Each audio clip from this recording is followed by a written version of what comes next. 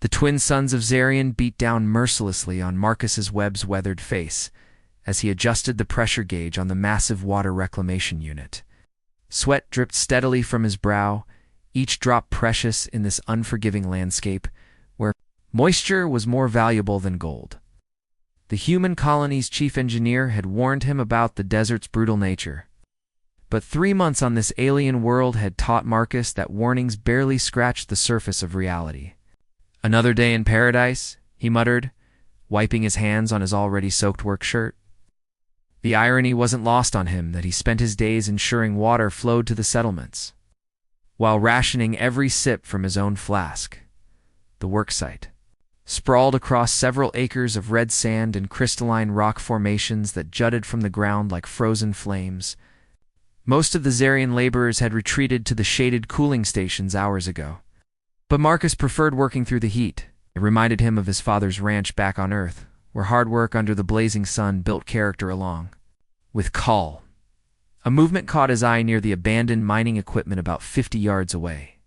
At first, he thought it might be one of the desert's native creatures seeking shelter. But as he squinted against the glare, he realized it was humanoid in shape.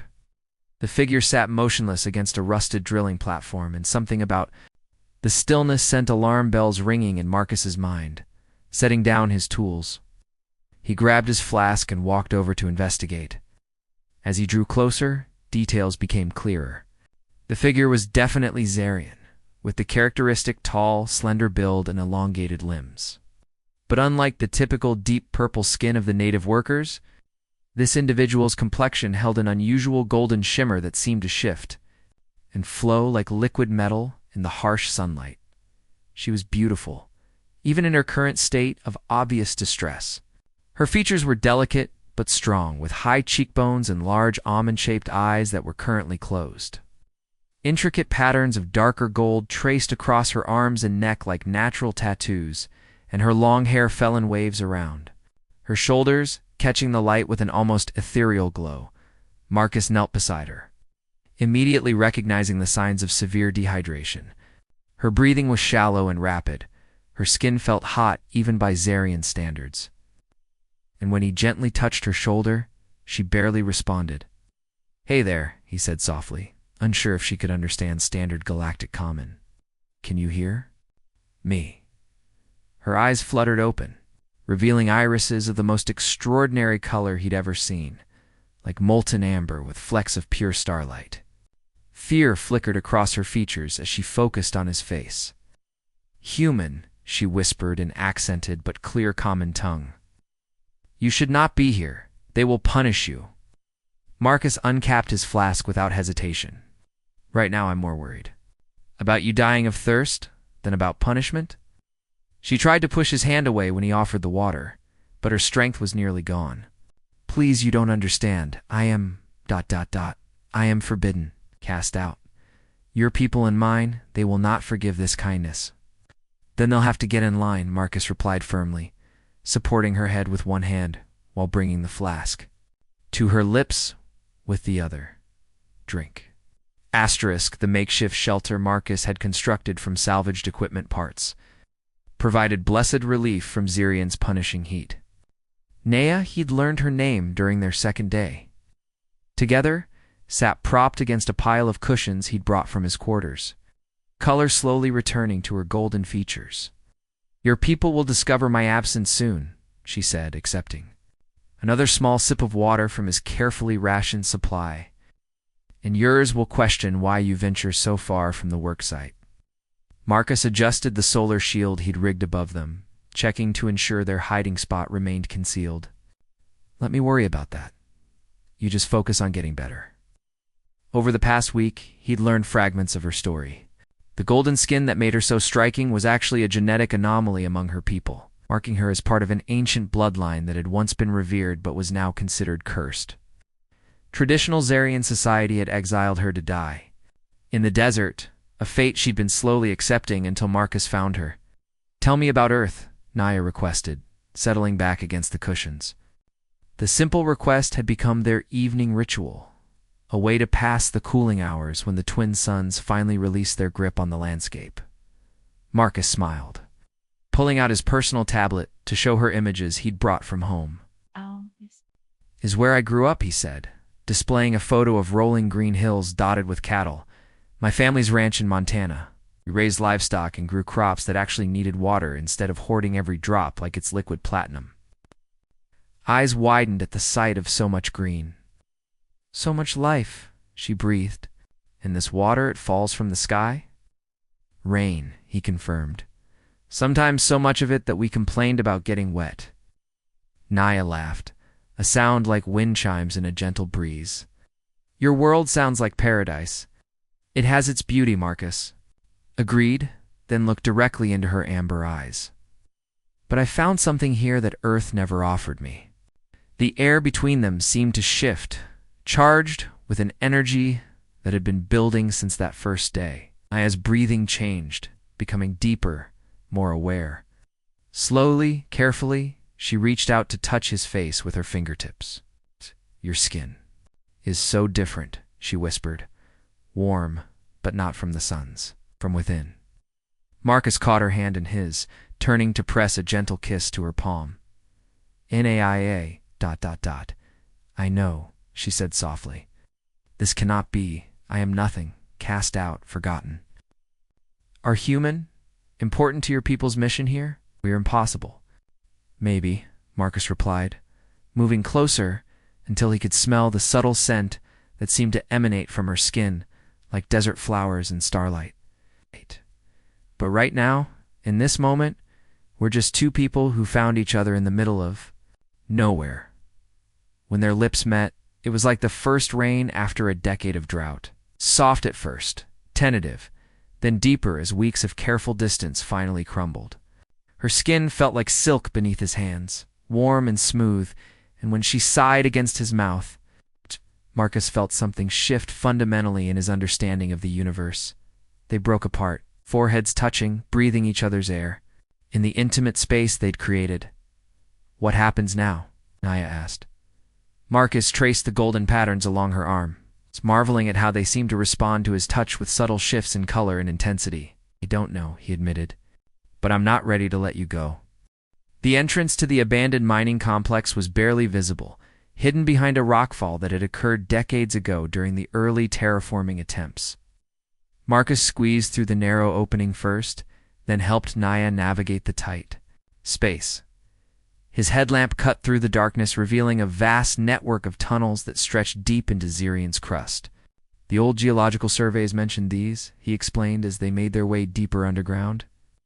The original colonists thought they'd find rare minerals here, but the veins played out faster than expected. Naya moved with surprising grace. In the underground environment, her golden skin seeming to emit a faint luminescence that complemented his artificial lighting. My people have stories about these depths, she said, running her fingers along the smooth tunnel walls. Ow. They say the planet's heart beats strongest here. They'd been forced underground 3 days ago when search parties from both the human settlement and the Xerian communities had begun scouring the desert. Marcus had discovered the mine entrance during a supply run, and it had seemed like their only option for staying together.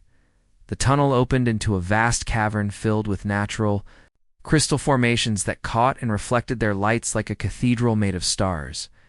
An underground spring bubbled up from the depths, creating a small pool of clear, cool water, a miracle on this desert world. It's beautiful, Naya breathed, and Marcus had to agree. But what made the space truly magnificent was watching her discover it.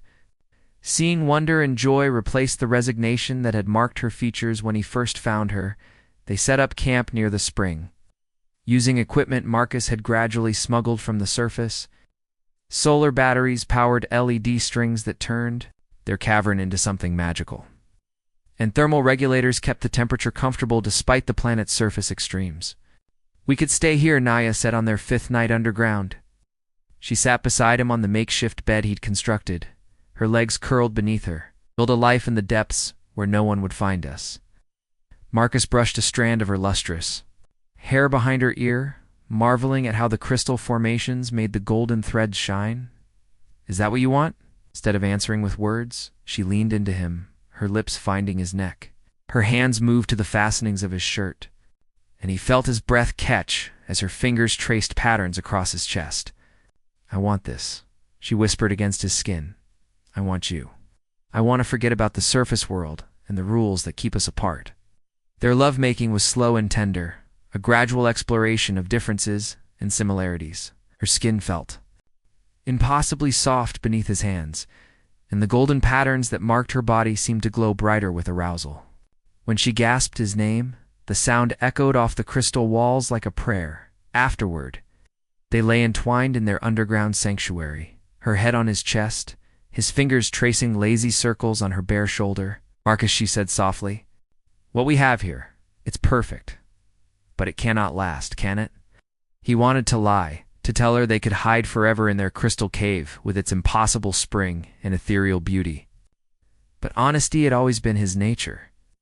They'll find us eventually, he admitted. My people need their engineer, and yours, ... He paused, not wanting to voice what they both knew about Zarian justice. Naya lifted her head to look at him, her amber eyes serious. When they do, I want you to know that these days with you have been worth a lifetime of exile. You gave me something I never expected to have. What's that? She smiled, pressing a soft kiss to his chest. Hope. The sound of approaching vehicles shattered their underground peace at dawn. Marcus jolted awake to the distant rumble of engines and the sharp crack of voices echoing down the tunnel system. Beside him, Naya's eyes flew open, instantly alert. With the survival instincts of someone who'd lived as an outcast. How many? She whispered, already reaching for her clothes. Marcus strained to listen, his engineer's mind automatically analyzing the acoustic patterns. At least 3 human transports. Maybe more. And those aren't human voices I'm hearing. They dressed quickly, but both knew there was nowhere to run. The mine complex had only 2 entrances, and the search teams had clearly found both. As the voices grew closer, Marcus made a decision that would change everything. Naya, listen to me, he said, gripping her shoulders. When they separate us, and they will, I need you to know something. Marcus, don't I love you, he said simply, the words carrying the weight of absolute truth. I didn't come to this planet looking for love, didn't expect to find it in the middle of a desert with someone whose people consider her an abomination. But there it is. I love you, and that's not going to change no matter what happens next. Tears gathered in her amber eyes, making them sparkle like captured starlight. And I love you, my impossible human. You've saved my life in ways you'll never fully understand. Their final kiss was desperate and sweet, tasting of tears and promises neither could keep. Then the search teams rounded the corner of their cavern, and their perfect world exploded into chaos. Marcus was roughly separated from Naya by a squad of colonial security forces led by Director Harrison, his immediate superior. The Zarian search party was led by a tall figure in ceremonial robes whose face was hidden behind an ornate mask. Engineer Webb, Harrison's voice was cold with disappointment. 3 weeks missing, critical infrastructure projects delayed, and now we find you playing house with an exile. Director, if you'd just listen. No, you listen. Harrison stepped closer, his weathered face set in hard lines. You were sent here to build water systems, not to interfere in Zarian cultural matters. This female is marked for death by her own people. By sheltering her, you've created a diplomatic incident that could jeopardize our entire colonial agreement. Across the cavern, the masked Zarian leader was speaking to Naya in their musical native tongue. Marcus couldn't understand the words, but Naya's responses became increasingly defiant, her golden skin practically glowing with emotion. What are they saying? Marcus demanded. They're offering her a choice, Harrison replied grimly. Execution now, or return to the deep desert to die slowly, as originally intended. Either way, you'll never see her again. Something snapped inside Marcus. All his life, he'd been the steady one, the problem solver, the man who fixed things through patience and engineering principles. But watching Naya face death for the crime of loving him ignited a fury he'd never experienced. Like hell, he growled, and before anyone could react, he lunged toward the equipment pile where he'd stashed his emergency supplies. The cavern erupted into chaos as Marcus triggered the mining charges he'd rigged days ago as a precaution. Not enough to bring down the entire complex, but sufficient to create confusion and darkness. In the strobing light of sparking electronics, he fought his way to Naya's side. "Trust me," he shouted over the noise, grabbing her hand. "Always," she replied without hesitation. Together, they plunged into the maze of side tunnels Marcus had mapped during their time underground, leaving shouts and pursuit behind them as they raced toward an uncertain future. The stolen transport ship Desert Wind wasn't much to look at, a battered cargo hauler Marcus had liberated from the colonial motor pool during their chaotic escape from Zarian. But as they watched the desert planet shrink in the rear display screen, it represented something infinitely precious: freedom. "Where are we going?" Naya asked from the co-pilot's seat. She'd adapted to zero gravity with the same grace she brought to everything else. Though Marcus noticed she kept one hand pressed to the viewport, as if reluctant to lose sight of the only world she'd ever known. "Sanctuary Station," Marcus replied. Adjusting their trajectory, it's a neutral port in the Kepler system, run by a consortium of different species. If anywhere in this galaxy accepts interspecies couples, it'll be there. The journey took 6 days, during which they existed in a bubble of stolen time. The ship's small living compartment became their entire universe. And Marcus found himself treasuring every moment, the way Naya's golden patterns shifted in the artificial light, her delight at seeing the stars without atmosphere to filter them, the soft sounds she made in her sleep during the artificial night cycles. "I've been thinking," she said on their 4th day out, floating near the small observation window, "about what your director said, that helping me created problems for your people." Marcus pushed off from the pilot station to drift beside her. Harrison's always been more politician than engineer. He sees problems where others see opportunities. But he wasn't wrong, was he? Your people needed you, and you chose me instead. Marcus caught her hands, noting how her skin seemed to shimmer more brightly when she was distressed. "Naya, listen to me. I spent 5 years building water systems on Earth, another 3 on the Martian colonies, and 6 months on Zarian. But in all that time, I never built anything as important as what we created in that cavern. A relationship built on stolen moments and hidden truths. Love," he corrected firmly. "Pure, honest, impossible love that somehow happened anyway." Sanctuary Station finally appeared on their screens. It exceeded even Marcus's expectations. The massive structure resembled a flowering crystal, with docking arms extending in all directions to accommodate ships from dozens of different species. The central hub pulsed with bioluminescent displays advertising services in languages Marcus couldn't begin to identify. "Incoming vessel, state your business," came the docking controls query in accented Galactic common. "Requesting permanent residency status for 2 individuals," Marcus replied. "Interspecies couple seeking sanctuary." "Ah, another pair of star-crossed lovers." The controller's voice warmed considerably. "Welcome to Sanctuary, where the heart knows no boundaries of species or origin. Proceed to docking Bay 7. As they guided their stolen ship into the designated bay, Naya pressed close to Marcus, her eyes wide with wonder at the diversity surrounding them. Creatures that looked like living crystals worked alongside beings of pure energy contained in mechanical shells.